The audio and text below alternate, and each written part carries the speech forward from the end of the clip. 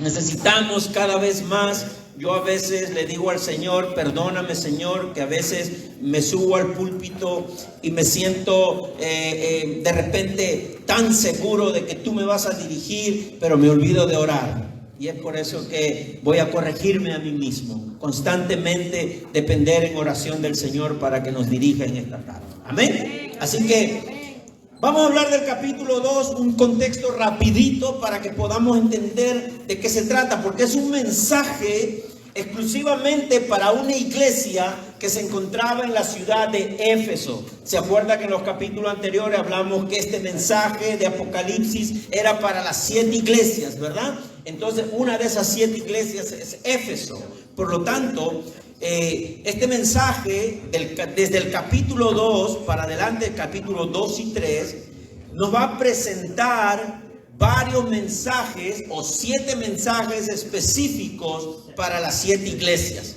Y hoy empezamos con el primero, que es Éfeso. Entonces, al comenzar el capítulo 2, veremos ese mensaje a la iglesia de Éfeso. Pero vamos a transportarnos un poquito al primer siglo en la cual está ocurriendo todo esto.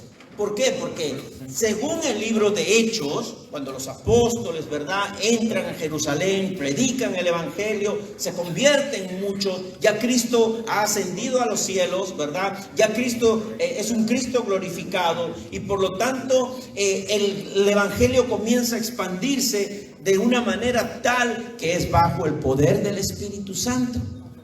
No es bajo el poder de los apóstoles, es bajo el poder del Espíritu Santo. Y por lo tanto, miremos el libro de Hechos, porque el libro de Hechos algunos dicen es un libro histórico, sí, pero es un libro que narra los hechos del Espíritu Santo. Y en Hechos, capítulo 20, otra vez, para tener un contexto de lo que vamos a hablar en el capítulo 2, nos dice Hechos, capítulo 20, versículos del 28 al 31, dice, Pablo está hablando a este grupo de hermanos que están expandidos en diversas áreas, ¿verdad? Y les dice, tengan cuidado de sí mismos y de todo el rebaño sobre el cual el Espíritu Santo los ha puesto como obispos a pastorear la iglesia de Dios que Él adquirió con su propia sangre. Mire cuáles son los requisitos para aquellos que son los responsables de llevar el evangelio y de expandir el reino de Dios. Dice, tengan cuidado de sí mismos y de todo el rebaño sobre el cual el Espíritu Santo los ha puesto como obispos para pastorear la iglesia de Dios, que Él adquirió con su propia sangre. Sé que después de mi partida, dice Pablo es el que está hablando, sé que después de mi partida entrarán en medio de ustedes lobos feroces que procurarán acabar con el rebaño. Aún de entre ustedes mismos se levantarán algunos que enseñarán falsedades para arrastrar a los discípulos que los sigan.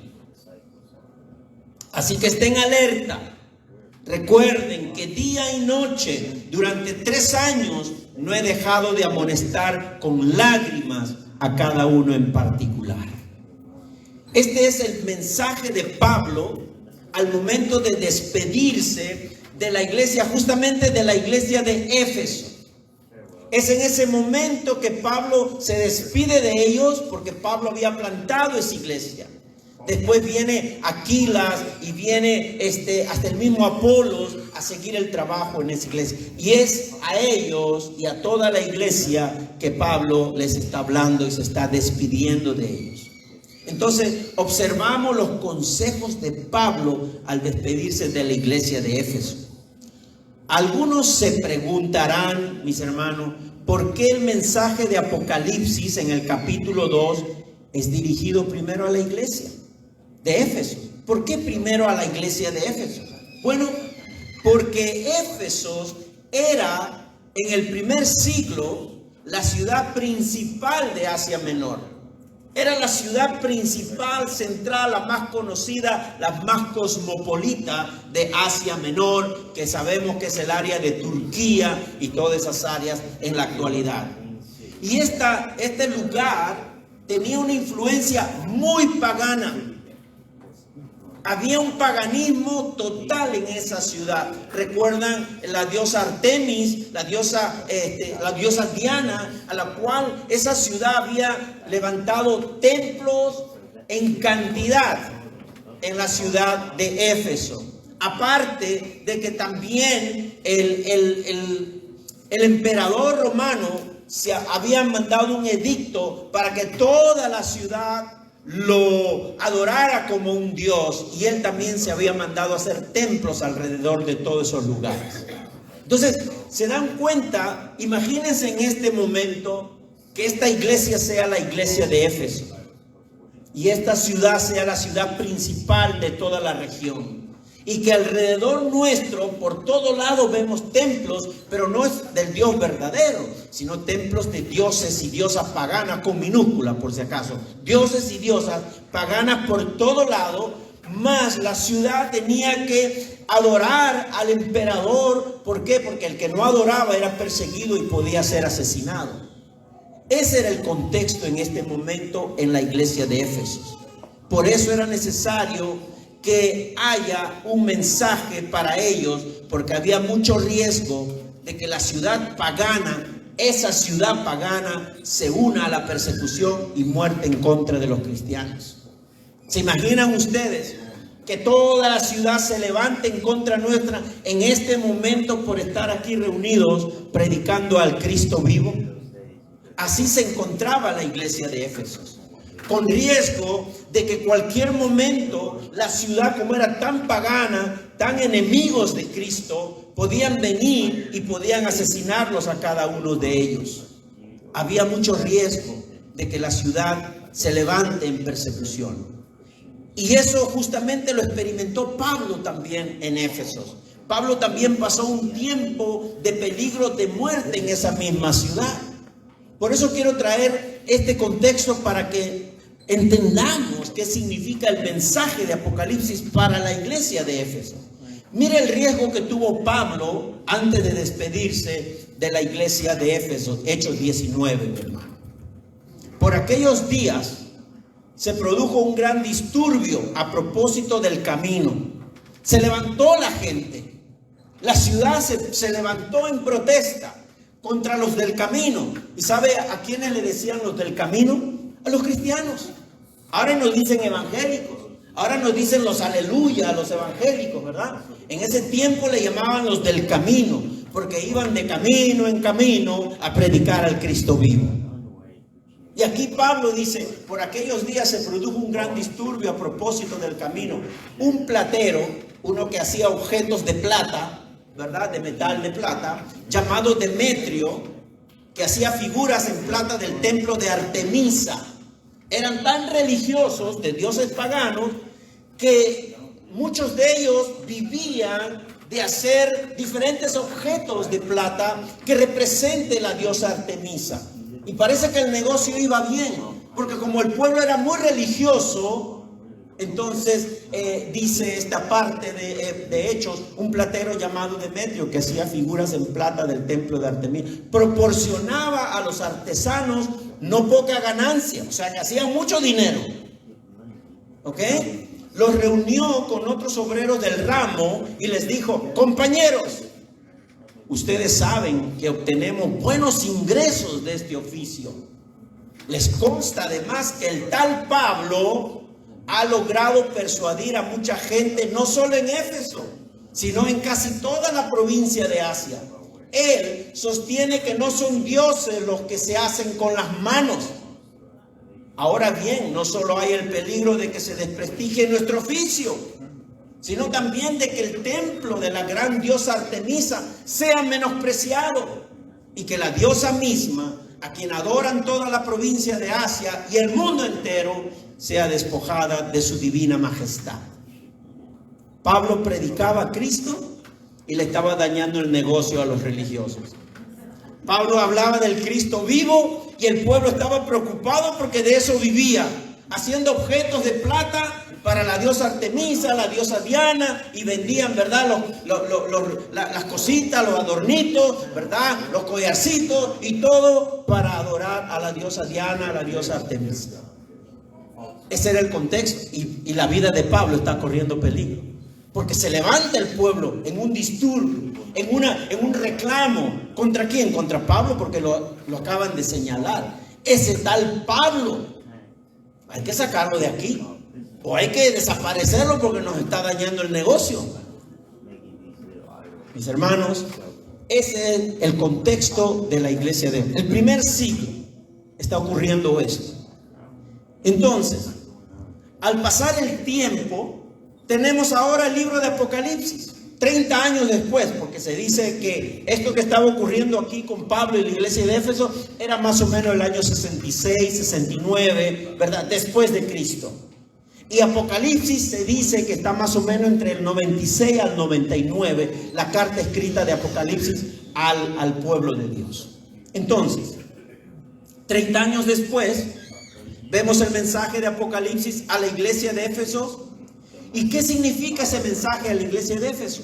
Una palabra de esperanza en medio de la tribulación.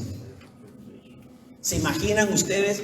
Hoy necesitamos una palabra de esperanza, porque si fuéramos la iglesia de Éfeso, mi hermano, por más que hayamos reforzado la entrada y la salida, es muy posible que aquí vengan y nos saquen arrastrando de los pelos a cada uno. De repente amarrarnos, a darnos látigo, o de repente hasta quemarnos vivo, como se acostumbraba en aquel tiempo. Entonces, nosotros estamos muy cómodos aquí, escuchando la palabra de Dios, hablando de Cristo. Pero la iglesia de Éfeso hablaba de Cristo, predicaba el evangelio, pero sabían que su vida corría riesgo. Entonces, vamos ahora sí a leer el libro de Apocalipsis, después de haber dado esa introducción. Vamos a leer Apocalipsis capítulo 2, versículos del 1 al 7. Yo voy a leer directamente de Reina Valera. Dice lo siguiente: escribe al ángel de la iglesia en Éfeso, el que tiene las 7 estrellas en su diestra, el que anda en medio de los 7 candeleros de oro, dice esto: yo conozco tus obras y tu arduo trabajo y paciencia, y que no puedes soportar a los malos, y has probado a los que se dicen ser apóstoles y no lo son, y los has hallado mentirosos, y has sufrido, y has tenido paciencia, y has trabajado arduamente por amor de mi nombre, y no has desmayado. Pero tengo contra ti que has dejado tu primer amor. Recuerda por tanto de dónde has caído, y arrepiéntete, y haz las primeras obras, pues si no, vendré pronto a ti y quitaré tu candelero de su lugar, si no te hubieres arrepentido. Pero tienes esto, que aborreces las obras de los nicolaitas, las cuales yo también aborrezco. El que tiene oído, oiga lo que el Espíritu dice a las iglesias. Al que venciere, le daré a comer del árbol de la vida, el cual está en medio del paraíso de Dios. Palabra de Dios. Ese es el mensaje a la iglesia de Éfeso, a la iglesia que estaba aterrorizada por lo que le podían hacer, pero a la misma vez seguía adelante. Ojo, que Pablo está hablando a una generación que estaba entre los 60 y los 66 después de Cristo. Pero ahora Apocalipsis habla a otra generación que está entre los 96 y 99 después de Cristo. O sea, habían pasado 30 años o un poco más, y vemos 2 generaciones. La primera que menciona Pablo, la que ustedes ven en el libro de Éfeso, y después la de Apocalipsis, que es una generación más adelante. Es importante notar eso, porque no está hablando a la misma persona. De repente habrán quedado algunos, ¿no? Pero eran más una iglesia más joven a la que Apocalipsis se refiere. Pero bueno, cuando leemos este pasaje, yo quiero que usted note 3 cosas. Primero, la misma Biblia nos está mostrando que nos va a presentar al autor de este mensaje y el destinatario del mensaje. Entonces, en los primeros versículos, en el versículo 1, vamos a ver quién escribe, quién es el que manda este mensaje, quién es el que produce este mensaje y quién es el que lo recibe. Luego vamos a ver y vamos a distinguir el reconocimiento que hace el autor sobre esa iglesia, pero hace un reconocimiento entre el elogio, va a elogiar lo bueno que la iglesia hace, pero también va a acusar lo malo que está haciendo la iglesia. No solamente elogia, pero también acusa. Y por último, veremos que la iglesia de Éfeso recibe este mandato ¿de qué? De arrepentimiento. ¿Por qué deben arrepentirse? Porque el arrepentimiento es el único camino de retorno al primer amor y a la promesa de Dios, a la promesa de gracia. Eso es lo que la misma Biblia nos muestra. Y vamos al versículo 1, el autor y el recipiente de este anuncio. Juan sigue atento a la visión. Recuerden que Juan está muy atento y dice: escribe al ángel de la iglesia de Éfeso. Le dice el mensaje: esto dice el que tiene las 7 estrellas en la mano derecha y se pasea por medio de los 7 candeleros. Escribe al ángel de la iglesia en Éfeso. Ya en el capítulo 1, versículo 20, el mismo libro de Apocalipsis te da a entender quiénes son, a qué se refiere con 7 candeleros y a qué se refiere con 7 estrellas. Que dice 1:20, mi hermano, dice: el misterio de las 7 estrellas que has visto en mi diestra y de los 7 candeleros de oro. Las 7 estrellas, ¿qué son? Son los ángeles de las 7 iglesias. ¿Y qué son los 7 candeleros que has visto? Son las 7 iglesias. El mismo libro se interpreta a sí mismo. Entonces, cuando Apocalipsis 2 dice: escribe al ángel de la iglesia en Éfeso, ¿a qué se está refiriendo? ¿Quién es este ángel con minúscula? Aquí tenemos un ángel con minúscula, el esposo de nuestra hermana Nati. Él es un ángel de aquí de la iglesia. Pero aquí habla de un ángel. ¿Quién es este ángel con minúscula? En la Biblia, ¿quién es un ángel? ¿A qué le llaman ángel con minúscula? Bueno, son seres celestiales, no son personas, no son seres humanos. Por lo tanto, la Biblia, la palabra ángel nunca se refiere a un ser humano. Por lo tanto, el mensaje no es dirigido a un líder de la iglesia local, sino a un ángel guardián de la iglesia de Éfeso. Nosotros creemos en los ángeles, pero no adoramos los ángeles. Hay que estar muy claro en eso. ¿Por qué creemos en los ángeles? Porque la Biblia nos muestra que hay un hueste celestial de ángeles que están al servicio de Dios y al servicio nuestro también. El problema es que si empezamos a adorar a los ángeles, ya estamos entrando en una herejía, porque los ángeles no están para adorarlos, porque la Biblia no nos manda a adorar a los ángeles. Por eso que es necesario que la misma Biblia nos hable, ¿verdad? Entonces, ¿quién es el? Ya hablamos de que el ángel es un ángel, ¿verdad? Un ángel celestial, guardián de la iglesia de Éfeso. ¿Quién es el autor de este mensaje?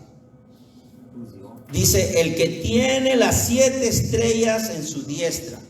¿Quién es el autor? Jesucristo. Jesús es el que tiene las 7 estrellas en su mano derecha. El que anda en medio de los 7 candeleros de oro. ¿Y qué son los 7 candeleros de oro? Las iglesias.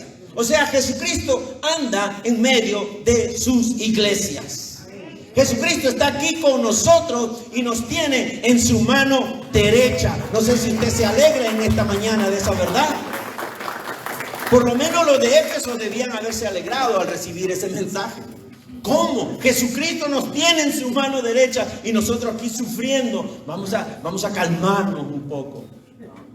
Hermano, Jesucristo te tiene a ti, que eres el miembro de su cuerpo, que es la iglesia, en su mano derecha. Qué gran esperanza. De verdad que sí. Entonces, ¿pero qué representa que te tenga en su mano derecha? ¿Qué representa el que Cristo tiene las 7 estrellas en su mano derecha? ¿Qué representa eso? ¿Sabe qué, mi hermano? La mano derecha, la diestra de Dios, representa el control absoluto y soberano de Jesucristo como cabeza de la iglesia. Él te tiene en su derecha y por lo tanto Él tiene el control soberano sobre ti, el control absoluto sobre ti, y estás tú al cuidado de Él. Los candeleros de oro son la iglesia, el pueblo de Dios. Y el mensaje, ¿verdad?, que les da esta seguridad a estos hermanos de Éfeso. ¿Por qué? ¿Por qué les da seguridad? Porque les muestra la presencia continua de Jesucristo en medio de ellos, cuidándolos sin dejar de sostenerlos con su mano derecha. Mis hermanos, mis hermanas, Éfeso necesitaba un mensaje así. Pero no un mensaje como para calmar su temor únicamente de manera superficial, sino un mensaje verdadero, cierto, real. Yo no sé cuántos creen, cuántos están convencidos que Cristo es el que nos sostiene. Porque si no caminamos convencidos de esa verdad, nos agarraremos de otra verdad, entre comillas, cuando sabemos que la única verdad es Cristo. Él es el camino, Él es la verdad, Él es la vida. No hay más nada. Como dicen en mi casa, no hay más nada. Yo digo, hay un poquito más, no hay más nada. No hay más nada. Solo Cristo, mis hermanos. Así es, Señor. Y eso es lo que vemos en el primer versículo. El autor de este mensaje a ese pueblo que está sufriendo, dándole una verdad, no en el autor, no es el autor el que está, o sea, no es el Juan el que se presenta que va a arreglar los problemas. Juan solamente comparte lo que está recibiendo en esa visión, y esa visión es el reino de Dios. ¿Quién gobierna? ¿Quién es soberano? ¿Qué está haciendo? ¿Para quiénes está obrando? Mi hermano, mi hermana, pasemos ahora a los versículos 2 y 4, porque acá viene lo caliente ya, ¿verdad? Viene el elogio de todo lo que habían hecho, pero viene la queja, el reclamo, o lo que yo le llamo en este momento es la denuncia que hace el autor, la acusación de lo malo. Cuando voy a decir la acusación de lo malo, algunos se retiran, ¿no? Bueno, mis hermanos, el reconocimiento de lo bueno y de lo malo. El Señor reconoce todo lo bueno que puede hacer la iglesia, pero ojo que también el Señor denuncia todo lo malo que está haciendo la iglesia. ¿Qué dicen los versículos 2 y 4, mi hermano? Ahí está. Si quieres ponemos el que sigue, mi hermano, por favor. El otro, el anterior.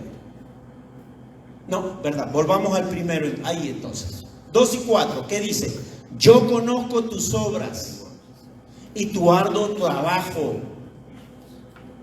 y paciencia, y que no puedes soportar a los malos, y has probado a los que se dicen ser apóstoles y no lo son, y los has hallado mentirosos, y has sufrido y has tenido paciencia, has trabajado arduamente por amor de mi nombre y no has desmayado. Como estás reconociendo lo bueno, yo quiero adherir el versículo 6 también. Mire lo que dice el versículo 6. Pero tienes esto, que aborreces las obras de los nicolaítas, las cuales yo también aborrezco. O sea, esas son las cosas buenas que la iglesia de Éfeso ha mostrado a través de los años. Y el Señor se los reconoce. Jesucristo reconoce las circunstancias particulares de cada iglesia. ¿Por qué? Porque como vimos, el que sigue, mi hermano, como vimos en el primer capítulo, el que sigue, ahí, cómo ¿cómo se presenta Cristo en esta visión? Se presenta con una cabeza y cabellos blancos, blancos como la lana, como la nieve, y sus ojos, dice, son como llama de fuego. Y entendimos que eso significa que como Él lo ve todo, no se le escapa nada.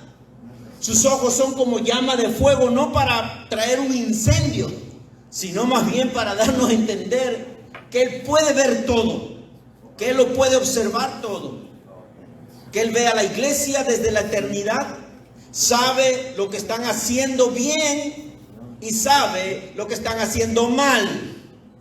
Por lo tanto, Él tiene la autoridad en su perfecto amor y en su justicia de elogiar y de acusar a su iglesia.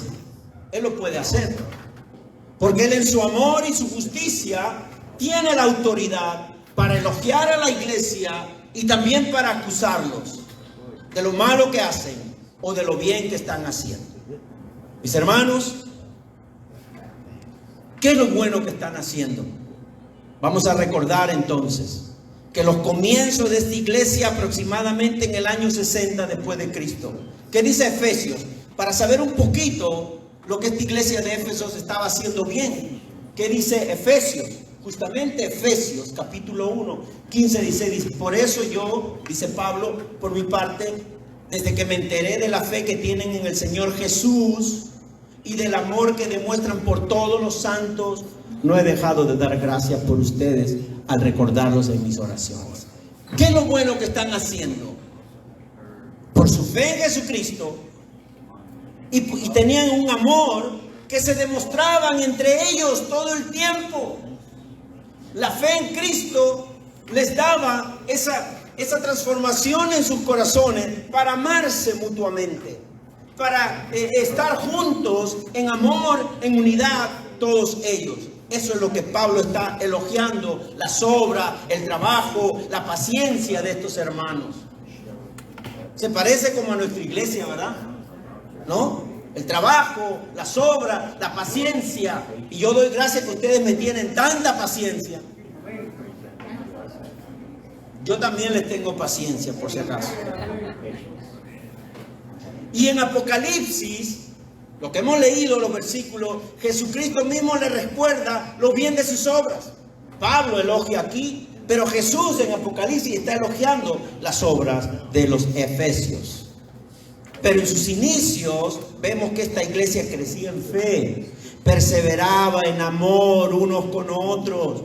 La iglesia era un candelero que hacía resplandecer la luz del Salvador en medio de las tinieblas. ¡Qué linda iglesia! ¡Qué linda iglesia! Usted no ha escuchado, usted mismo ha dado testimonio la primera vez que vino aquí, después ha pasado unos cuantos domingos, usted mismo ha elogiado el amor que se expresa en este lugar. Cada vez que usted es bienvenido, lo queremos, lo amamos en Cristo. Bueno, eso es la lindura, la belleza de la iglesia de Cristo. El amor entre todos. Por lo tanto, la iglesia era un candelero, esa iglesia de Éfesos, ¿verdad? De amor, y mostraba la luz del Salvador. Además, ¿qué ocurre en ellos? Fueron capacitados por el Espíritu Santo para discernir las falsas enseñanzas. ¿Qué es lo que está diciendo el versículo 2 hacia adelante? Conozco tus obras, dice, sé que no puedes soportar a los malvados, que has puesto a prueba los que dicen ser apóstoles, pero no lo son, y has descubierto que son falsos. O sea que en esa iglesia era capacitada por el Espíritu Santo para tener discernimiento de lo que oyen, de lo que se enseña, de todo lo que se habla acerca del Evangelio. Y esa es mi oración. Que el Espíritu Santo les dé a ustedes todos los días discernimiento para recibir lo que es bueno y rechazar lo que es malo. Reciban lo que es bueno de Facebook y rechacen lo que es malo. En vez más bien de lo bueno ni comentan, pero lo malo ahí están, ¿verdad? Atacando, poniendo los icons de eso, ¿verdad? De que están enojados y arrancándose los pelos. Reciban lo bueno de WhatsApp y rechacen lo malo. Yo pido que el Señor les dé discernimiento. ¿Sabe por qué, mis hermanos? Los tiempos son malos y estamos tan invadidos de distracciones que si usted se evalúa sinceramente, se va a escandalizar de ver cuántas horas o cuántos minutos usted pasó en las redes sociales que son tan triviales, que no edifican, y usted está allí, ahí. Y también a mí me pasa. Porque yo entro para ver algo que me va a edificar y de pronto ¡pum!, me distraigo. Pero entonces, ¿de qué discernimiento habla el Señor? Porque el discernimiento es importante para nuestra vida cristiana. No podemos estar como las olas corriendo por aquí, por allá, todo lo que nos diga. ¿Verdad? Por allá hay un teleevangelista, para allá vamos. O por acá hay un teólogo, para allá vamos.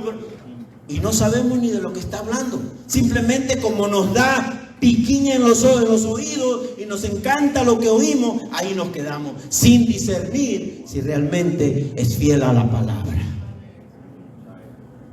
¿Y qué le estaba pasando a la iglesia de Éfeso?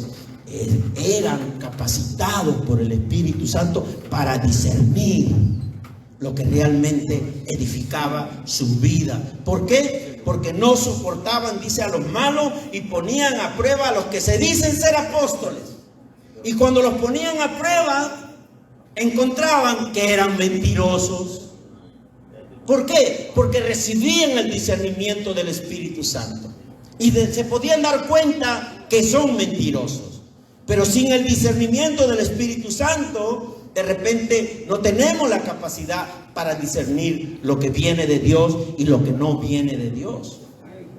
Y Jesús en Apocalipsis elogia porque no soportaban a estos malos, dice la palabra, ¿verdad?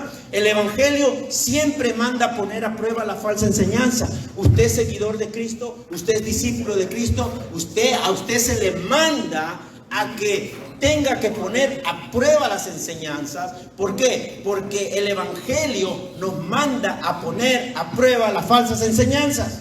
Y en este momento prueben si esta enseñanza es verdadera o no. Yo todos los domingos quiero retar a la congregación que me diga si esta enseñanza es verdadera o es falsa. Pero que me diga con la Biblia, no con lo que piensa. Porque si yo voy a responder, responderé con la Biblia. ¿Y qué dice el libro de Mateo? ¿Qué dice Jesús acerca de probar las falsas enseñanzas? Dice: cuídense de los falsos profetas. Vienen a ustedes disfrazados de ovejas, pero por dentro son lobos feroces. Por su fruto los conocerán. ¿Se dan cuenta? Por su fruto los conocerán. No por lo como hablan, no cómo se viste, ni tampoco qué es lo que dice, sino por sus frutos, por sus acciones de vida. Por eso que ahora tenemos grandes, entre comillas, pseudo pastores, pseudo profetas, pseudo evangelistas, pseudo, que hasta andan con una corte de guardaespaldas. Sí, porque ya ahora actúan hasta como los políticos. A mí júzgame por lo que digo en el púlpito, pero no me juzgue por lo que hago en mi casa o por lo que hago en Walmart. Entonces, ¿en qué quedamos? ¿Se acuerdan la advertencia de Pablo cuando hablamos del contexto de Éfeso? Cuídense de sí mismos y cuiden al rebaño de las falsas enseñanzas. Mis hermanos, ¿y qué es falsa enseñanza? Todo lo que va en contra de Cristo. Esa es falsa enseñanza. Todo lo que diga equivocado y errado sobre Jesucristo es una falsa enseñanza. Entonces, mis hermanos, eso es lo que dice Mateo. ¿Y qué dice? Me olvidé de leer el 17 o el 16. Dice: por su fruto lo conocerán. ¿Acaso se recogen uvas de los espinos o higos de los cardos? Del mismo modo, todo árbol bueno da fruto bueno, pero el árbol malo da fruto malo. Primera de Juan 4:1, ¿qué dice? Queridos hermanos, no crean a cualquiera que pretende estar inspirado por el Espíritu. No me crean, pero pruébenme. Si no, sométanlo a prueba para ver si es de Dios. Si es de Dios lo que está diciendo. Porque han salido por el mundo muchos falsos profetas. Y de eso está lleno las redes sociales. Lleno. Ahora todos son profetas. Pero bueno, en todas estas pruebas, la iglesia de Éfeso había sido fiel, leal, obediente a la verdadera doctrina. Y así lo demuestra el versículo 6 que acabamos de leer. El versículo 6 que decía: pero tienes esto, que aborreces las obras de los nicolaítas, las cuales yo también aborrezco. Aborrecieron las enseñanzas de los nicolaítas. Y eso era tan importante para Jesucristo, saber que ese pueblo que Él había comprado con su sangre, tenían el discernimiento de aborrecer lo que Él aborrece. Es como decimos el pecado, ¿verdad? Entonces, ay, voy a pedir perdón porque caí en pecado. Mi hermano, mi hermana, usted imagínese qué es lo que más aborrece en este mundo. ¿Qué es lo que realmente lo hace a usted rechazar, despreciar, ¿verdad? Tener inclusive, ay Dios mío, es que se me mete el indio de ver estas cosas. ¿Qué es lo que nos aborrece? Imagínese un animalito, un insecto que usted aborrece. O un animalito, ¿verdad? Oscurito, que tiene una colita. Bueno, no quiero dar el nombre para que no salgan corriendo de aquí. Si usted aborrece eso, ojalá que de esa misma manera aborrezca el pecado. Hagamos la práctica. Practiquemos eso. Yo quiero aborrecer mi pecado como aborrezco esta situación, esta cosa que veo. Hermano, dice que el pueblo de Éfeso aborrecía las enseñanzas de los nicolaítas como Cristo también los aborrecía. Hay un profesor del Nuevo Testamento de Calvin Theological Seminary llamado Jeff Weima. Él dice que el nicolaíta significa uno que conquista a los demás. Los nicolaítas eran muy persuasivos. Los nicolaítas querían conquistar a los creyentes. ¿Sabe cómo? ¿Cómo querían hacerlo caer a los efesios? Incitándolos a comer alimentos sacrificados a los dioses paganos y caer en idolatría. Los incitaba a comer comida de dioses. Sí, porque, oigan, si usted lee un poco la historia de la iglesia del primer siglo, mi hermano, usted se va a desmayar de saber que los cristianos de la iglesia de Corintios terminaban el culto, los varones, y se iban a los templos de la diosa Artemisa, de la diosa Diana y de otras diosas más, donde ¿sabe cómo era el culto? Sin ropa, desnudo y orgía como loco. Y los cristianos que salían de aquí se iban para allá. Entonces, ¿ha cambiado algo el pecado del ser humano? No. ¿Seguimos en la misma situación? O por lo menos ustedes aquí tienen ropa, ¿verdad? Pero ha seguido la misma situación. Es por eso que necesitamos el Evangelio, la palabra de Dios cada domingo, para reconocer quién soy realmente delante del Señor. Y entonces, estos nicolaítas querían hacer caer a los de Efesios, ¿verdad? Pero una cosa, aborrecer a los nicolaítas no es desobedecer el mandato de amar aún a nuestros enemigos. El Evangelio no nos manda amar hasta a los enemigos. Pero pastor, ¿cómo yo lo voy a perdonar si me ha hecho esto? Es mi enemigo, me se ha portado como un enemigo mío. Bueno, pongamos las cosas en claro. ¿Qué significa que tenemos que amar aún a nuestros enemigos? Porque estamos hablando de amar. O sea, no es a la persona en realidad, sino yo tengo que expresar un amor que viene de Dios para poder estar al lado de esa persona, o por lo menos para no maldecir a esa persona. Entonces, ¿debemos amar a nuestros enemigos? Claro que sí. Siempre y cuando el amor, que es el amor cristiano, busque el bien del prójimo. Entonces, si los nicolaítas lo único que hacían era hacer caer a este pueblo de la fe en Jesucristo para traerlo a la idolatría, eso es amar al prójimo? Porque el amor cristiano siempre debe ser dirigido en buscar el bien de los demás, el bien mutuo. Ese es el amor cristiano. Yo estoy contigo, tú eres diferente, yo soy diferente, pero nos une el amor de Cristo. Y el amor de Cristo me manda a que yo siempre busque tu bien y tú siempre busques mi bien. Entonces podemos caminar juntos. No es amar al enemigo porque el Señor me mandó y Él sigue y sigue y sigue, no haciéndome un bien, sino haciéndome un mal todo el tiempo. Entonces, el amor a nuestros enemigos o el amor de Cristo o el amor cristiano es un amor que siempre busca el bien. Entonces, ¿por qué los de Éfeso aborrecían a los nicolaítas? Porque las falsas enseñanzas de los nicolaítas no tenían el fin de hacerle el bien a ellos, sino que tenía el fin de un perjuicio contra el prójimo, contra su fe, contra su Señor. Ahora, noten que el versículo, si seguimos, mi hermano, por favor, noten que el anterior, entonces, ahí, noten que en el versículo 6 dice otra vez: pero tienes esto, le dice Jesús, que aborrece las obras de los nicolaítas, la cual yo también aborrezco.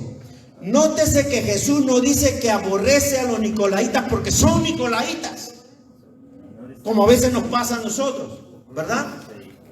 Aborrecemos a alguien porque es de tal sitio.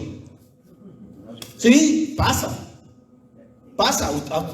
Yo soy inmigrante y a mí me ha tocado, a mí me han advertido cuando apenas llegué: mira, no te juntes con los del Sudamérica, especialmente los que son vecinos de Chile, porque eso, es más, cuida que tu casa no desaparezca nada. Son así. Ahora, mira, los de Norteamérica, cuídate con ellos, porque si tú andas mucho con ellos, vas a terminar borracho. O sea, hacemos todo un estereotipo general de las personas.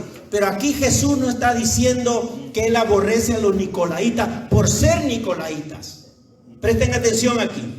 Él no dice que aborrece a los nicolaítas por ser nicolaítas. Él dice que aborrece las obras de los nicolaítas, las falsas enseñanzas de los nicolaítas.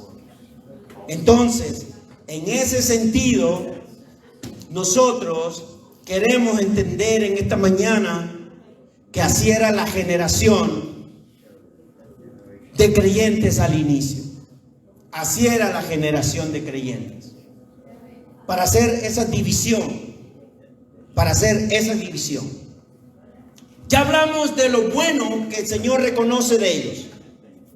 Ahora hablemos de lo malo, porque esa es una de las acusaciones del Señor. Necesitamos un poquito de silencio. Entonces, la acusación de lo malo. Ahora Juan escribe a la misma iglesia 30 años después. 30 años después. Es lo que hoy estamos viendo en el pasaje de Apocalipsis capítulo 2. En la cual el Señor presenta su acusación. ¿Y qué les dice? Tengo contra ti que has dejado tu primer amor. Interprete, tráigame sinónimos de has dejado.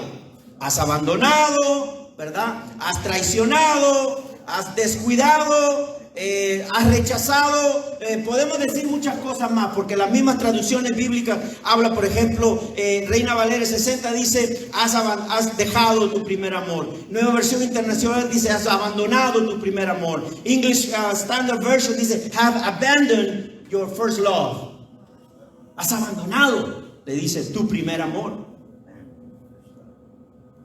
Mis hermanos, ¿cuándo empiezan ellos a abandonar su primer amor? Porque la palabra no dice qué los llevó a abandonar su primer amor. Simplemente Jesús dice, han abandonado. Pero leamos primera de Timoteo 1, 3, 4. Porque Timoteo también fue uno de los líderes de la iglesia de Éfeso.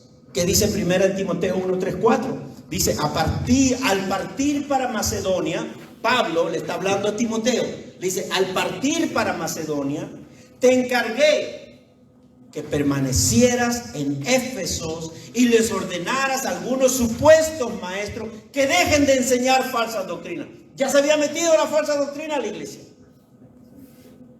¿Qué más dice? Y de prestar atención a leyendas, genealogía interminable. Esas cosas provocan controversia en vez de llevar adelante la obra de Dios, que es por la fe.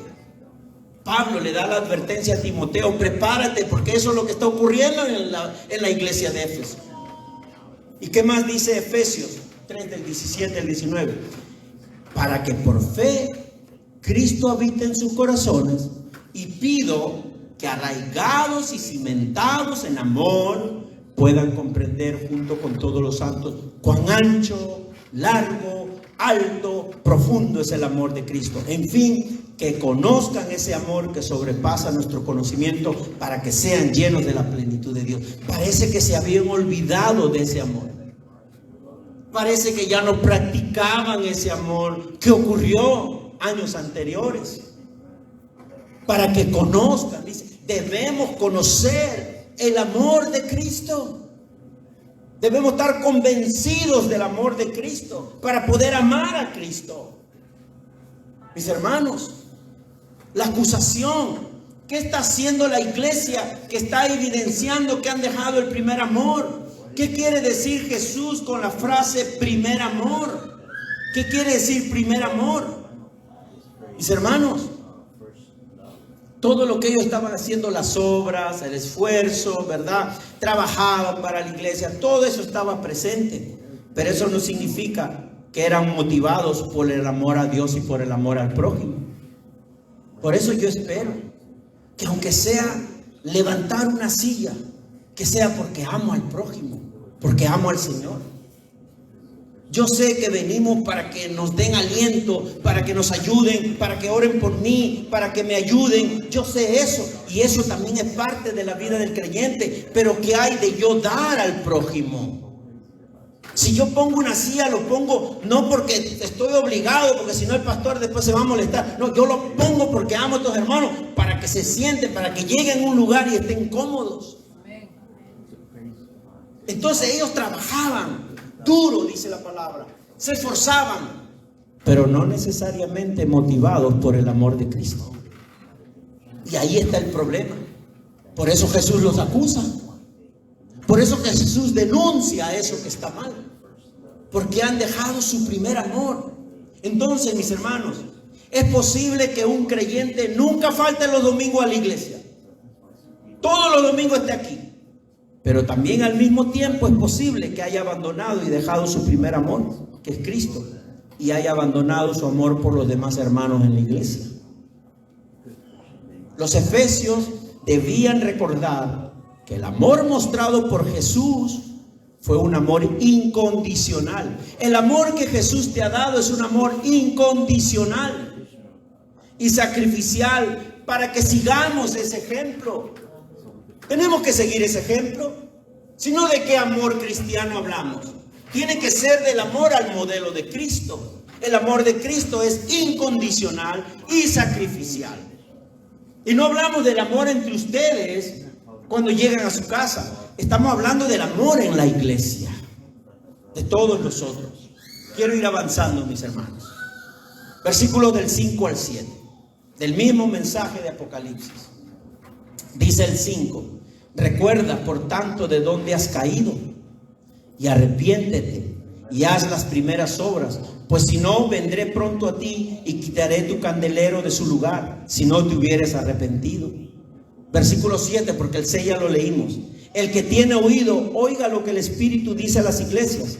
Al que venciere, le daré a comer del árbol de la vida, el cual está en medio del paraíso de Dios. El autor, Jesucristo, le manda a la iglesia de Éfeso este mensaje para llenarlo de esperanza, que Él lo sostiene en su diestra. El autor los elogia por las cosas buenas que estaban haciendo, pero a la misma vez acusa lo malo en que ellos han caído, que han abandonado su primer amor. Y el autor, lleno de misericordia, lleno de amor y lleno de gracia, les muestre el camino para que puedan corregir y volver al primer amor. ¿Y cuál es el camino? Arrepiéntete y haz las primeras obras, pues si no, vendré pronto a ti y quitaré tu candelero de su lugar si no te hubieras arrepentido. Mis hermanos, esto tiene para mucho. Yo traté de resumir. El mensaje no explica qué los llevó a abandonar el primer amor, pero Jesús les exhorta que recuerden de dónde han caído. La palabra recuerden, es un término muy bíblico y tiene relación al arrepentimiento. Cada vez que Dios menciona en su palabra, recuerden, es porque va a estar hablando de una queja, de algo que tienen que recordar y arrepentirse. Posiblemente la nueva generación estaba tolerando las falsas enseñanzas y la falta de amor entre los miembros. Y si Jesús les demanda que recuerden de dónde han caído, que se arrepientan y hagan las obras de antes, es claro que abandonaron la verdad de Cristo. ¿Por qué? Por abrazar la mentira del mundo. Nosotros no podemos abrazar la mentira del mundo. No debemos. No es compatible. Es contrario, es como el aceite y el agua, ¿verdad? O el aceite y el vinagre, si ustedes quieren. No pueden unirse. Nosotros no estamos, no se puede concebir que nosotros abracemos las cosas del mundo. Mis hermanos, todas las obras buenas mencionadas en los versículos 2 y 3, ¿qué pasa aquí? Se van por los suelos, se desvanece. No por lo que yo diga, porque el pastor se puede sentir contento de ver que trabajan, se esfuerzan y hacen todas las actividades posibles que hay y siguen trabajando y siguen profundo y siguen trabajando y siguen profundo, pero no se aman. Volvamos al primer amor. Mis hermanos, el arrepentimiento es la obra espiritual que conduce a un cambio de acción con obras de comunión en amor. Si usted se arrepiente de verdad, va a ocurrir un cambio en su vida. Sus acciones van a ser diferentes. Es cambiar de pensamiento que conduce a una acción de buenas obras en comunión, de amor con su Señor y con su Señor y con el prójimo. Pero si no se arrepienten, ¿qué dice Jesús? Quitará el candelero de su lugar. Él lo tiene con él mismo, pero dice quitará. Y en un pasaje del Antiguo Testamento, yo quiero que usted recuerde esto, mi hermano, porque esto es súper importante. En un pasaje del Antiguo Testamento, que es en Éxodos, Jehová le dijo a Moisés que los iba a llevar a la tierra prometida, que no había problema. Él los iba a llevar como había prometido. De eso no hay discusión. Le dijo: Moisés, yo los voy a llevar a ustedes a la tierra prometida. No hay problema. Pero como este pueblo es rebelde, y este pueblo es desobediente, y este pueblo busca otros dioses, yo los voy a llevar a la tierra prometida, pero no voy a ir con ustedes. No voy a ir con ustedes. Habrán iglesias que se creen que están en la tierra prometida, pero ojo, de repente el Señor no está presente. Entonces esto me trae a mí, mis hermanos, a reflexionar. No sé qué es peor: que la presencia de Jehová no esté en la iglesia, o que Jesucristo aparte de su reino a la iglesia. No sé qué es peor. ¿Qué sería peor para usted? Que usted diga que es cristiano, pero la presencia de Dios no está en su vida, ni donde quiera que usted vaya. ¿O qué es peor para usted de saber que el Señor ya lo hizo de lado? ¿Y cuál es la clave? ¿Cuál es el camino? ¿Que es un medio de gracia? El arrepentimiento. El arrepentimiento. Ese es el boleto que me lleva nuevamente a mi primer amor. Entonces, mis hermanos, las advertencias de Jesús son como las palabras de un médico que está diagnosticando. ¿Cuántos enfermeros hay aquí? ¿Cuánta gente que trabaja en medicina? Por ahí Judy levantó la mano, muy bien. El médico, que es Jesús, ha hecho un diagnóstico de la enfermedad y quiere que su paciente se sane.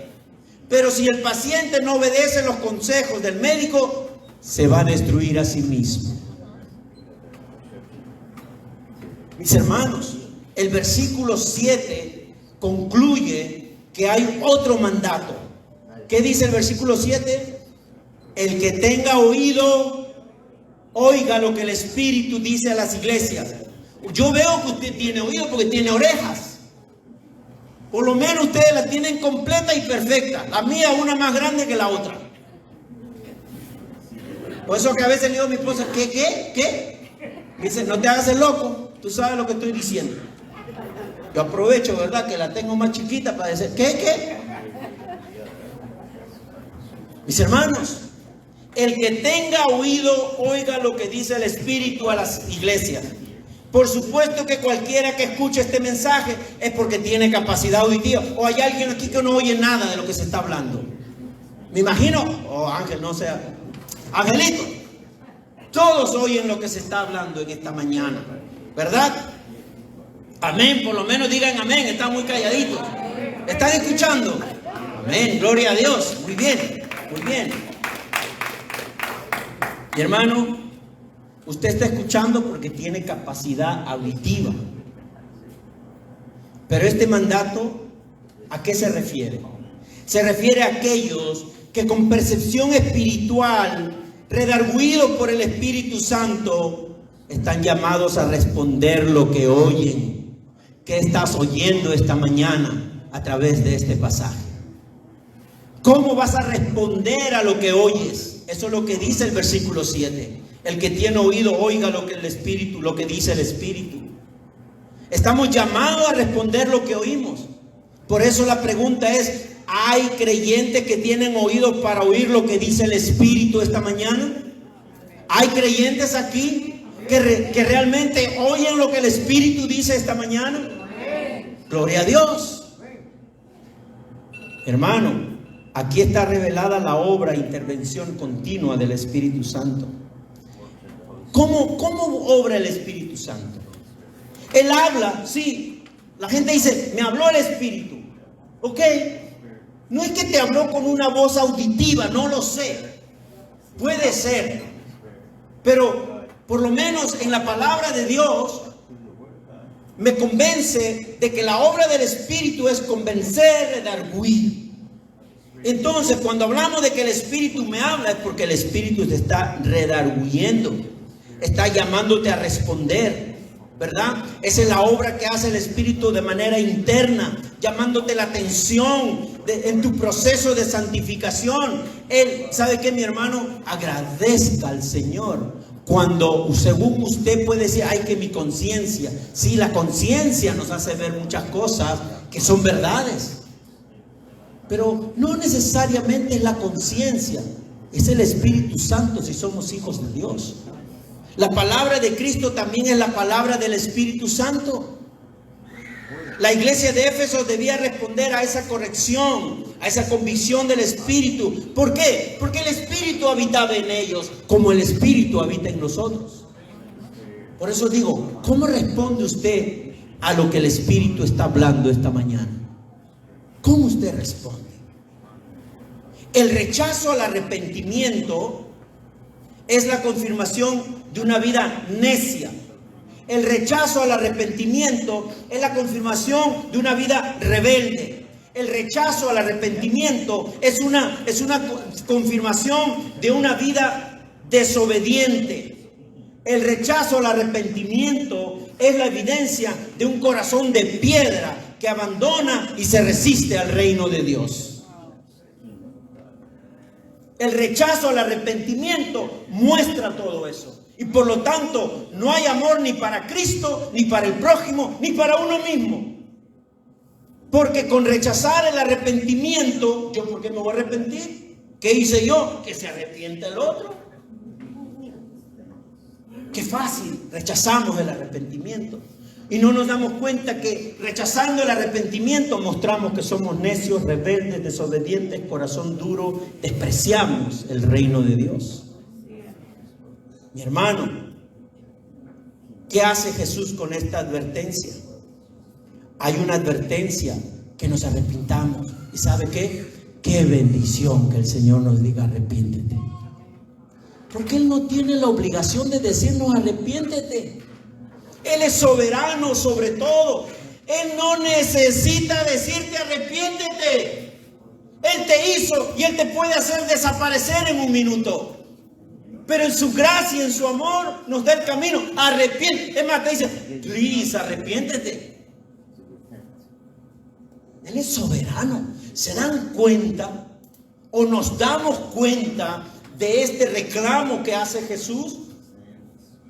Hoy Jesús está reclamando lo que haces en tu vida. Hoy me está reclamando a mí lo que yo hago en mi vida. Porque soy de Él. Le tengo que rendir cuentas. Y Él me está trayendo este pasaje para que yo entienda que tengo que rendirle cuentas. Si soy creyente, si soy cristiano. La advertencia va acompañada de una promesa. Gloria a Dios. Gloria a Dios. Gloria a Dios que la advertencia del Señor acompaña una promesa. ¿Y cuál es la promesa? Al que venciere, le daré de comer del árbol de la vida, el cual está en medio del paraíso de Dios. Al que venciere. Arremángate. Arremángate, mi hermano. Al que venciere, dice la palabra. Al que venciere. Eso no, ¿sabe qué? Este último pasaje que estamos predicando y que con esto terminamos, ¿qué nos recuerda? Nos recuerda el árbol de la vida en Génesis.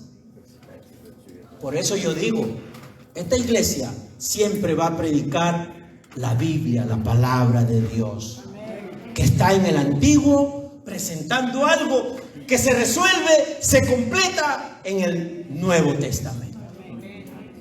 Mire lo que dice Génesis capítulo 3, porque me hace acordar Génesis.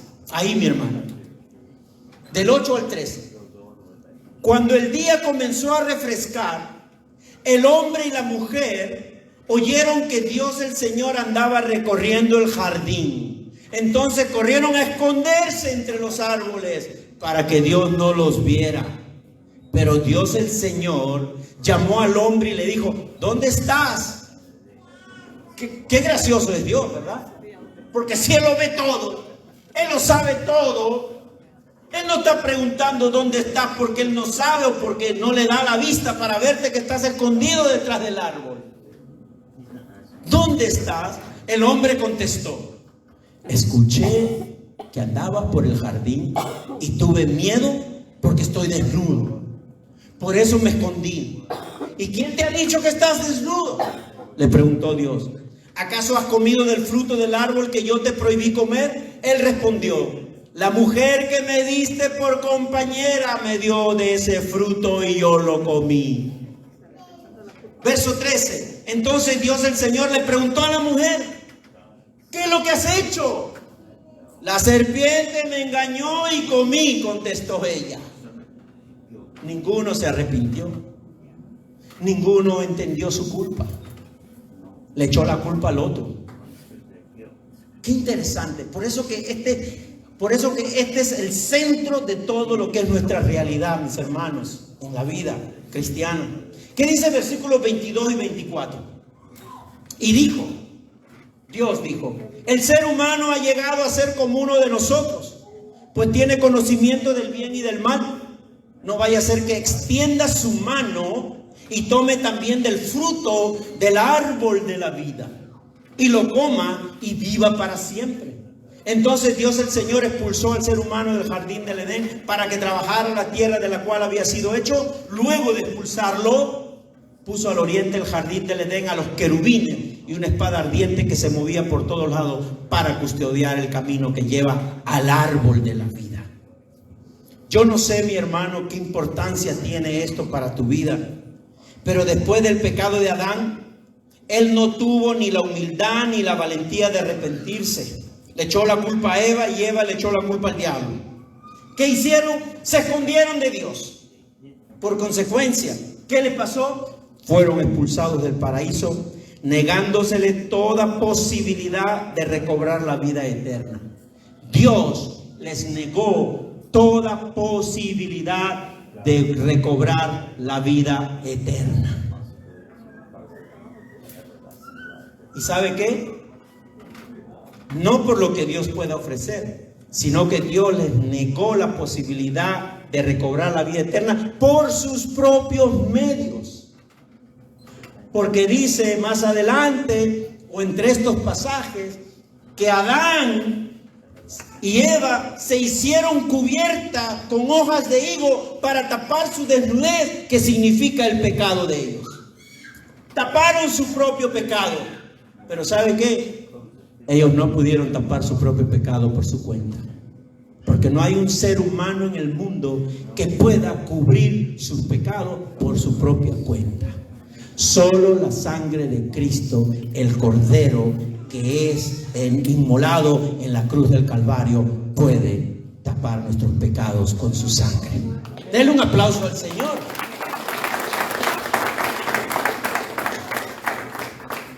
Mis hermanos, Jesús le dice a los efesios que el árbol de vida negado a Adán ahora está accesible a los vencedores.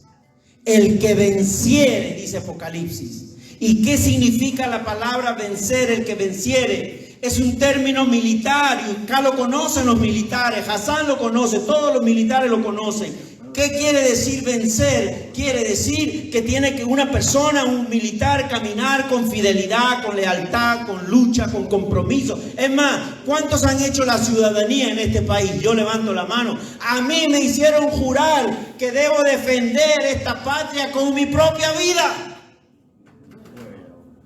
El que venciere es un término militar de lealtad, de compromiso, de obediencia, de sometimiento. Entonces, en el contexto de Apocalipsis, el pasaje que dice vencedores, los vencedores, ¿quiénes son los vencedores? Los que obedecen el llamado del arrepentimiento. Eso es ser vencedor.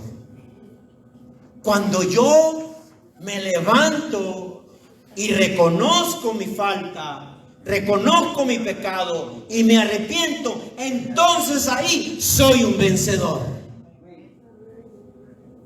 Y Dios me da la seguridad de que comeré del árbol de la vida por la eternidad. Lo que no pudo Adán. Yo sé que la vida cristiana está llena de pruebas, de retos, dificultades, pero el llamado es a vencer el dominio del pecado y obtener la victoria prometida. La iglesia de Éfeso no fue condenada para siempre. Jesús le dice: arrepiéntete, vuelve a tu primer amor. Y si la iglesia de Éfeso se arrepiente y vuelve a su primer amor, vencerá y podrá alcanzar lo que Adán nunca alcanzó. ¿Qué dice Apocalipsis 22? En medio de la calle de la ciudad, mire lo que nos vamos a encontrar los que vencemos. En medio de la calle de la ciudad y a uno y otro lado del río estaba el árbol de la vida. Mis hermanos, esto es lo que vamos a ver. Estaba el árbol de la vida que produce 12 frutos, dando cada mes su fruto. El único árbol que yo conozco que cada mes da frutos. Y las hojas del árbol eran para la sanidad de las naciones. Y no habrá más maldición. Y el trono de Dios y del Cordero estará en ella, y sus siervos le servirán.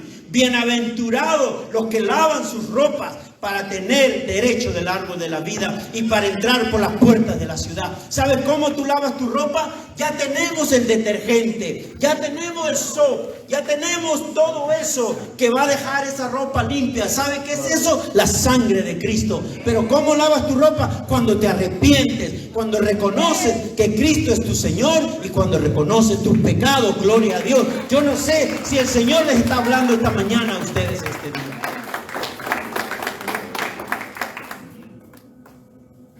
No habrá más maldición. Bienaventurados los que lavan sus ropas con la sangre de Cristo y la obra santificadora del Espíritu Santo. Eso era lo que necesitaban oír los hermanos de Éfeso. perseguidos, amenazados. No solamente debían guardarse de los enemigos de Cristo que estaban afuera esperándolos, sino también debían guardarse de sus enemigos internos. ¿Y cuáles son sus enemigos internos? Sus propios pecados. ¿Cuál es tu enemigo interno? ¿Sabe quién es mi enemigo interno? Carlos Palacios. Y no con K, con C. El que nació con C todavía sigue siendo mi enemigo. El pecado es nuestro enemigo. Mi hermano, observe la frase que dice: a las iglesias que venciere, a las iglesias. Cada frase y palabra de Jesucristo tiene que ser leída no solo por la iglesia de Éfeso, sino por esta iglesia. Recordemos que Jesús está en medio de la iglesia. Tenemos un Dios, el Dios mismo, cuidando a su pueblo, santificándolo. Y voy a leer 3 versículos para que podamos entender lo importante que es esto, mi hermano. Por favor, ¿qué dice el primero? Permanezcan en mí y yo permaneceré en ustedes. Así como ninguna rama puede dar fruto por sí misma, sino que tiene que permanecer en la vid, así tampoco ustedes pueden dar fruto si no permanecen en mí, dice Jesucristo. El que sigue: ustedes no han sufrido ninguna tentación que no sea común al género humano, pero Dios es fiel y no permitirá que ustedes sean tentados más allá de lo que puedan aguantar. Más bien, cuando llegue la tentación, Él les dará también una salida a fin de que puedan resistir. El que sigue: mis queridos hijos, les escribo estas cosas para que no pequen. Pero si alguno peca, tenemos ante el Padre a un intercesor, a Jesucristo el justo. Denle un aplauso al Señor. Nos encantan estos versos porque nos sentimos aliviados. Ay, Dios mío, menos mal que Cristo es mi abogado. ¿Dónde estuviera ahora? Y quiero decir algo, y que quede grabado, y que quede aquí todo el tiempo, para que no se me acuse que estoy dando licencia a las personas a que pequen. Porque estas verdades bíblicas, estas 3 verdades bíblicas que acabamos de leer, no son licencia para pecar sin preocuparnos de nada. No lo son. Eso sería una interpretación antibíblica y hereje. Pero al contrario, esos versos son promesas de gracia que incluyen el mandato de Jesucristo. ¿Cuál es el mandato? Que vengamos al arrepentimiento y volvamos al primer amor. Mis hermanos, ¿qué nos queda esta mañana? Yo estoy seguro que si usted me hace esa pregunta a mí, yo le diría: ¿sabe qué me queda? Arrepentirme. Arrepentirme. Porque el arrepentimiento nos puede llevar nuevamente de regreso al primer amor. Yo de repente hay alguien aquí que se siente como que ya perdió el interés de estar en medio de la iglesia con los hermanos, ya no es lo mismo como antes, está como frío, como que ya estoy ahí porque sí, nada más para que oren por mí. Sí nos pasa, a mí también. El Señor no se aleja de nosotros, somos nosotros los que nos alejamos de Él. Pero hay un camino de vuelta marcado por Él, el arrepentimiento. Yo no sé cuántos de ustedes de verdad nos sentimos tan perfectos que no necesitamos arrepentirnos de nada. De verdad. Porque si es así, prepárese, porque de repente desaparecemos ahora mismo. Ya llegamos a la perfección. Pero estoy seguro que aquí hay necesidad de arrepentimiento. Empezando conmigo. Yo quiero arrepentirme delante del Señor. Si hay algún pecado que no me he dado cuenta que era pecado, o que se me olvidó que era pecado, pero hasta de eso quiero arrepentirme, por si acaso. Yo no sé cuántos entendieron lo que se dijo hoy, que rechazar el arrepentimiento es mostrar necedad, rebeldía, desobediencia. Es mostrar que hay un corazón duro que no está dispuesto a seguir y continuar en el reino de Dios. Así que yo los animo esta mañana a que nos arrepintamos. Yo no tengo que escuchar de qué usted se va a arrepentir, ni usted tiene que escuchar de por qué me voy a arrepentir, porque tenemos que rendirle cuenta al Señor. Yo no tengo que rendirle cuenta de mi pecado, a menos que haya sido un pecado que haya atentado contra usted. Sí le tengo que rendir cuenta. Yo le pido a mis hermanos, ¿ustedes realmente quieren una iglesia triunfante? ¿Ustedes realmente o queremos realmente una iglesia que avance en el reino del Señor? Y la iglesia somos nosotros. Y si nosotros no estamos a cuentas con el Señor, ¿de qué iglesia estamos hablando? El compromiso de la santificación no es solamente del pastor o los líderes de la iglesia. El compromiso de llevar una vida santa con la ayuda del Espíritu Santo es de todos nosotros. Hoy debemos arrepentirnos. Y el Señor nos da la oportunidad. Porque después del arrepentimiento, ¿qué viene? Viene el gozo, el disfrute. Me encantó lo que dijo mi hermana Ángela. Es que el Señor nos da el descanso, pero es que verdad descansamos y al día siguiente amanecemos más cansados. Que el Señor nos refresque el día de hoy con su Espíritu. Pongámonos de pie, mis hermanos. Oremos. Si usted, como dice la palabra, si tiene oído, oiga lo que el Espíritu Santo ha manifestado el día de hoy a su corazón. La palabra dice que al que venciere le daré de comer del árbol de la vida, el cual está en medio del paraíso de Dios. Y la palabra nos ha confirmado que vencer quiere decir arrepentirse, porque la gracia de Dios sigue disponible para todos nosotros. Oremos. Aprovechemos este tiempo para que no sea un domingo más, simplemente que venimos y cumplimos y nos vamos, sino que sea un domingo en que podamos salir de aquí realmente en comunión verdadera con Cristo. Padre, gracias te damos, Señor, por tu palabra, porque aunque tu palabra es una llamada de atención, aunque tu palabra es una queja tuya contra nosotros, gracias por advertirnos lo que tú nos estás advirtiendo en esta mañana. Esta advertencia que tú nos das, Señor, va directamente a nuestras vidas. Yo como pastor en esta mañana quiero presentarme delante de ti, Señor, porque mis oídos han escuchado, han oído a tu Espíritu. Y quiero responder de manera sincera, arrepintiéndome de todos mis pecados, que conozco claramente cuáles son, y de aquellos que no percibía como pecados. Señor, ayúdanos a que esto no se convierta en religiosidad, que sea de verdad una relación sincera contigo.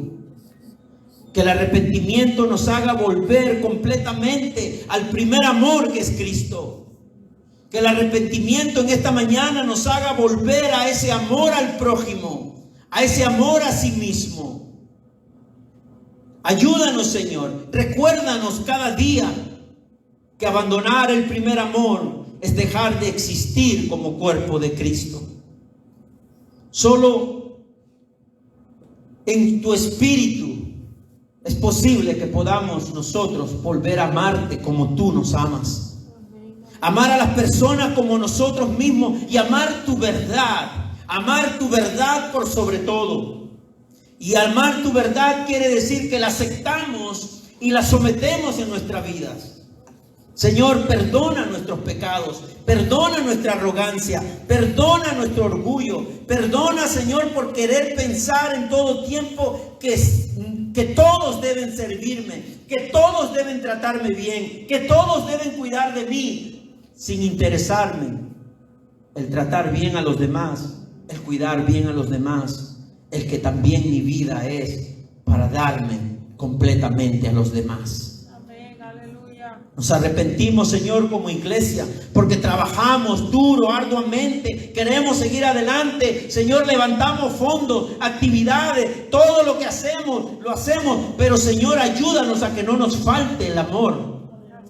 tu primer amor. Si no, no somos la iglesia que tú esperas, Señor. Y tú nos dices que el que vence, el vencedor, podrá comer del árbol de la vida. Y vencer es luchar contra el pecado. Es luchar contra el pecado. Y que en el amor a Cristo nos mantengamos firmemente hasta el fin, hasta que tú vengas, Señor.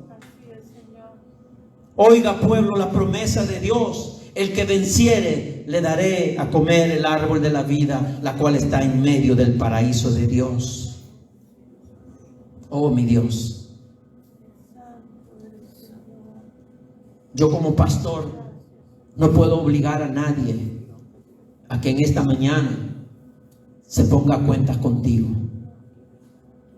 Por eso oro e imploro, como Pablo en esta mañana, que estemos atentos a lo que tu Espíritu nos muestra, que estemos atentos a la corrección que el Espíritu hace en nuestros corazones, que no seamos necios, que no seamos rebeldes, desobedientes, sino más bien, Señor, sometidos a todo lo que tú nos dices, porque todo lo que tú nos dices es bueno. Aún tu advertencia el día de hoy es buena. No nos llena de miedo, sino que nos llena de esperanza, porque hay un camino, y ese camino se llama el arrepentimiento. Gracias, Señor, por mostrarnos esto esta mañana. De repente algunos de nosotros estábamos tan cómodos en nuestra vida, entre comillas, cristiana, sin entender la profundidad de lo que significa ser hijo tuyo y caminar como un verdadero creyente. Oh Padre, ayúdanos, Señor, a ser la luz de esta ciudad. Donde quiera que vayamos, mostrar tu luz. Donde quiera que nos encontremos, ayúdanos a amar con humildad y con sinceridad. Perdónanos, Señor. No sé cuántas voces podrán decir esta mañana: perdóname, Señor. No sé cuántas voces podrán decir esta mañana: me arrepiento, Señor. No sé cuántas voces se puedan escuchar en esta mañana decir: me arrepiento. Hay alguien que pueda decir junto conmigo: me arrepiento. Hay alguien que puede decir con un corazón sincero: me arrepiento, Señor. Perdona mis pecados, Señor. Ayúdame, Señor, a caminar como tú quieres que camine. Ayúdame, Señor, a amarme a mí mismo. Ayúdame, Señor, a amar a los demás. Ayúdame, Señor, a amarte a ti como tú nos mandas. Aquí está tu pueblo, Señor. Gracias. Gracias por tu palabra, porque tu palabra es verdadera donde quiera que vayamos. Hemos orado en el nombre del Padre, del Hijo y del Espíritu Santo. Todo el pueblo de Dios dice amén. Denle el aplauso grande al Señor en esta mañana. Bendito Dios.